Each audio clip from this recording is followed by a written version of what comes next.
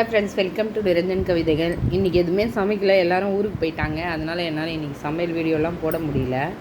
நேற்று செஞ்சது தான் இன்றைக்கி வீடியோ அப்லோட் பண்ணேன். இன்றைக்கி நைட்டுக்கு டிஃபன் வந்து அம்மாக்கு இட்லி, கொத்தமல்லி சட்னி, எனக்கு வந்து வரகரிசி தோசை, கொத்தமல்லி சட்னி. இன்றைக்கி சமையல் இவ்வளோ தான். இன்றைக்கி சமையல் முழுசாக சமைச்சதே இவ்வளோ தான்.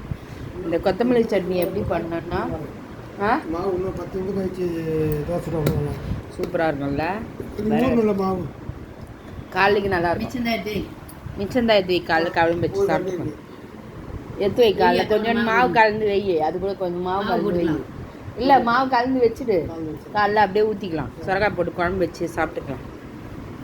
இப்போ இந்த கொத்தமல்லி சட்னி எப்படி செஞ்சோம்னா, கொத்தமல்லி பச்சையாகவே சேர்த்து இந்த சட்னி செஞ்சுருக்கோம். முதல் தேங்காய், காஞ்ச மிளகா போட்டு ஒரு அரவை அரைச்சிட்டு அதுக்குள்ளே ஒரு 2-3 ஸ்பூன் பொட்டுக்கடலை போடணும். அது கூட வந்து கொத்தமல்லி பச்சையாகவே போடணும். உப்பு சேர்க்கணும், கொஞ்சம் புளி சேர்க்கணும். சேர்த்து ஒரு அரைச்சி கடுகு எண்ணெய் போட்டு தாளித்து எடுத்தோம்னா இந்த கொத்தமல்லி சட்னி சூப்பராக இருக்கும். ஹோட்டல் ஸ்டைல், நம்ம கல்யாணத்தெல்லாம் வைக்கிறாங்க பாருங்கள், அந்த மாதிரி ஸ்டைல் இது.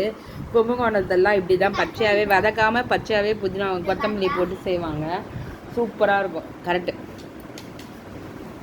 கொத்தமல்லி இப்படி தான் ஃப்ரெஷ்ஷாகவே போட்டு செய்வாங்க. இந்த கொத்தமல்லி டேஸ்ட் பாருங்கள், சூப்பராக கலர்ஃபுல்லாக நல்லாயிருக்கு. கொத்தமல்லி சாப்பிட்றப்ப நுரையீரல் சம்மந்தமான நோய்கள் எல்லாமே சரியாகும்னு சொல்லுவாங்க. சளி தொந்தரவு இருக்குது, இல்லை ஆஸ்மா தொந்தரவு இருக்குது, அந்த மாதிரி விஷயங்களுக்கு வந்து கொத்தமல்லி ரொம்ப ரொம்ப நல்லது. இந்த மாதிரி கொத்தமல்லி சட்னி வச்சு ஒரு ட்ரை பண்ணி பாருங்கள். டெய்லி சாம்பார் என்ன வைக்கிறது எதுன்னு யோசிக்கிறத விட இதில் வந்து தேங்காய் நிறைய ப்ரொஃபஷன் சேர்க்கணும். உடச்சக்கல்ல வந்து கொஞ்சமாக சேர்க்கணும். அதுதான் இதோட ப்ரொஃபஷன். இல்லை, இதில் பச்சை மிளகா வேணுன்றவங்க பச்சை மிளகா சேர்த்துக்கலாம். இல்லை இஞ்சி டேஸ்ட் பிடிக்குன்றவங்க இஞ்சியும் சேர்த்துக்கலாம். இதை தாளிக்கிறப்ப இன்னும் கொஞ்சம் பெருங்காயம் போட்டு சேர்த்து தாளித்தோம்னா இந்த சட்னி இன்னும் கொஞ்சம் வாசனையாக நமக்கு டைஜஷன் ப்ராப்ளம் எதுவும் இல்லாமல் இருக்கும். சூப்பரான வரகரிசி தோசையும் இன்றைக்கி சட்னியும் தான் நைட் டயட்டுக்கு.